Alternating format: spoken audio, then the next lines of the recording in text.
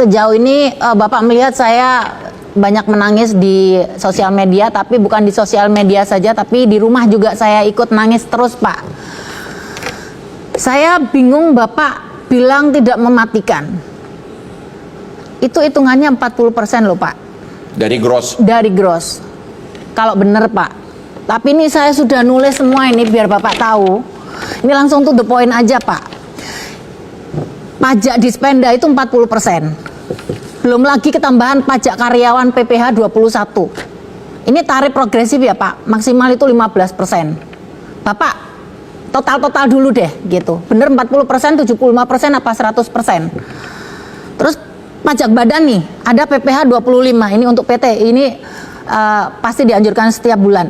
Jadi pajak PPh 29 untuk PT ini dibayarkan tiap tahun. Ini labanya akan dikurangin angsuran PPh 25. Tambahannya ini banyak banget ini yang saya hitung, Pak.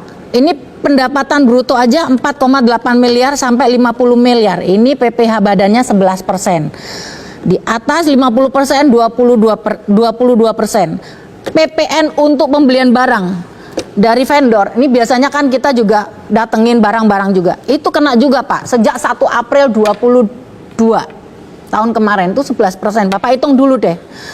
Belum lagi saya harus bayar sewa, service charge, maintenance. Itu monggo dihitung juga, Pak. Ini PPh final pasalnya ini. Pasal 4 2 atas sewa 10%. Belum lagi ini saya harus royalti, Pak. Lagu yang saya bayar ke LMKN ada 2. Ini ada 2 hak cipta dan LMK hak terkait. Ini saya satu kamar itu saya bayarnya 12.000, Pak. Ini per room 1 hari loh, Pak. Ini 1 hari. Tapi room saya kan tidak sama semuanya. Ada yang 30 room, ada yang 50. Nah, ini setiap hari loh. Ada orang dimasukin orang atau tidak, saya harus bayar. Belum lagi gaji karyawan, Pak. Biaya listrik, air, internet dan lain sebagainya. Ini masih banyak runtutannya. Lah kalau dihitung-hitung itu bisa 100% loh, Pak. Ini saya nyariin duit pemerintah, sekalian orang saya dibawa, perusahaan saya dibawa. Sekalian saya diajakin kerja, tapi nggak gajian. Karyawan saya juga. Lah mending kayak gitu saya kasih aja semua, saya nggak usah kerja. Ambil karyawan saya juga semua. Kayak gitu. Kalau saya hitungannya hitungan pengusaha kecil ya, Pak. Saya nggak tahu hitungan pengusaha gede yang mengeluarkan uang kayak Bang Hotman ratusan miliar untuk bikin bisnisnya. Ini saya bisnisnya kecil loh, Pak. Saya itu cuma 2. Jualan F&B itu cuma jus sama makanan ringan. Dan juga jualan room. Room aja VIP itu paling kalau rame itu hari Sabtu sama Minggu. Hari-hari biasa nggak ada, Pak. Ini modal kita aja baru kena COVID kemarin saya suntik dana lagi. Belum juga balik, Bapak udah naikin kayak gini. Ini saya mau tanya, yang bikin undang-undang ini apa? Kenapa kita nggak diajak rundingan? Terima kasih, Ibu Idul. Tolong Pak Sandi menjawab kenapa tidak diajak, dan kemudian hitung-hitungan dia katanya hampir 100 pajaknya itu melebihi 100% dari pendapatan, dan kenapa tidak diajak, dan sekarang sepertinya seolah-olah hanya menteri terkait yang membuat undang-undang dengan DPR. Apakah benar hanya Menkeu sama Menpar, presiden tidak diikutkan atau bagaimana? Silakan jawab pertanyaan dari si Inul. Ini tidak pernah disosialisasikan padahal disahkan 5 Januari 2022. Silakan Pak Sandi. Monggo Pak, Ya, dijawab. Saya pengen dengar, Pak. Terima kasih Mbak Inul dan Bang Hotman.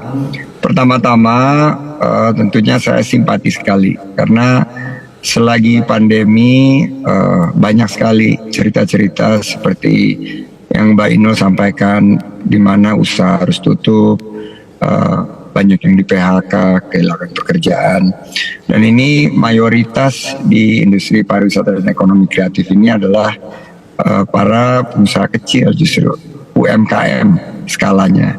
Dan di bawah GIPI, Gabungan Indonesia Industri Pariwisata Indonesia yang Mas Haryadi pimpin, ini kita juga udah petakan dan udah banyak yang datang ke kantor waktu saat saya mengundang ngopi Mbak Inul sudah ada beberapa yang menyampaikan hitungan-hitungannya. Makanya kemarin kita sandingkan dengan best practice yang ada di kawasan itu, final tax-nya itu memang berdasarkan perhitungan kita itu di angka 20-25%. Nah, undang-undang ini disahkan tahun 2022 dan saat kami rakornas di tahun 2022 sudah disampaikan dan sudah didiskusikan. Tapi diskusi kami pada saat itu di mana dikeluhkan oleh beberapa pengusaha sudah kami sampaikan ke koleha-koleha kami yang ada di Kementerian Keuangan, dan tentunya kita tidak ingin justru industri pariwisata yang menciptakan lebih dari 20 juta lapangan kerja ini karena kebijakan perpajakan justru mengalami tekanan dan tidak bisa melanjutkan usahanya dan ada peluang potensi untuk PHK. Jangan khawatir Mbak Inul, kita duduk bersama, kita akan cari solusi, pemerintah akan hadir, dan saya juga akan laporkan ke Pak Presiden karena selagi ini dilakukan judicial review oleh Asosiasi Usaha Spa, tentunya saya menyarankan semua untuk memberikan grace period. Pemda terutama, karena yang akan memungut ini Pemda, untuk sama-sama kita menahan diri. Mari kita hormati proses hukum sehingga nanti hasilnya apapun yang ditetapkan itu harus kita cari sebuah situasi yang win-win, di mana jika 40%-nya ini sudah final, pemerintah daerah harus memberikan insentif rebate disamakan. Jadi misalnya 40 diberikan rebate 15% sehingga angkanya yang bisa diterima 25%. Makanya saya menyampaikan ini, ayo kita duduk ngopi bersama, cari solusi terbaik. Jadi Pak Sandi, saling menyalahkan. Sandi pribadi memang ini usulannya bisa dari pemerintah, bisa dari DPR, tapi ini kan sudah bentuknya udah undang-undang. Mari kita lihat bagaimana hasilnya dari judicial review ini dan kita pertimbangkan aktivitas-aktivitas apa yang kita bisa lakukan supaya polemik ini tidak menimbulkan dampak mohon maaf nih negatif Pak, dan saya potong akhirnya nih Pak Sandi. Wisatawan yang akan datang ke mohon maaf nih, Indonesia Pak Sandi, mengalihkan kunjungannya ke negara lain karena kita belum pulih sepenuhnya. Pak, mohon maaf nih Pak, saya potong nih Pak. Artinya kita kan menunggu nih Pak. Tetapi kan aturan udah harus ditetapkan. Ini kita menunggu aturan dari MK Ketok Palu atau kita hold dulu ini. Saya nggak usah bayar dulu atau nggak usah gimana, bayar Bu? dulu atau gimana? Saya masih belum tahu ini jawabannya Bapak Sandi. Karena kan pembayaran di Januari Ya, kan udah harus saya masuk di mengusulkan- Februari Pak. Ini digantung. Kita bayarnya 25% yang di kemarin, yang kita juga udah mau modjar Pak. Ini pakai aturan yang baru nih. Ini kita masih tanda tanya nih Pak. Karena surat untuk pembayaran pajak, kenaikan pajak itu sudah turun di perusahaan saya Pak. Nah kita digantung nih Pak. Jadi, kalau Mbak saya Inul, dengar Pak Sandi ngomong begini, saya pengen kejelasannya nih Pak. Gitu. Karena karaoke saya kan sepi Baik, sekarang. Kalau Mbak naik Inul. 40% aja kita udah Bapak tahu sendiri ya.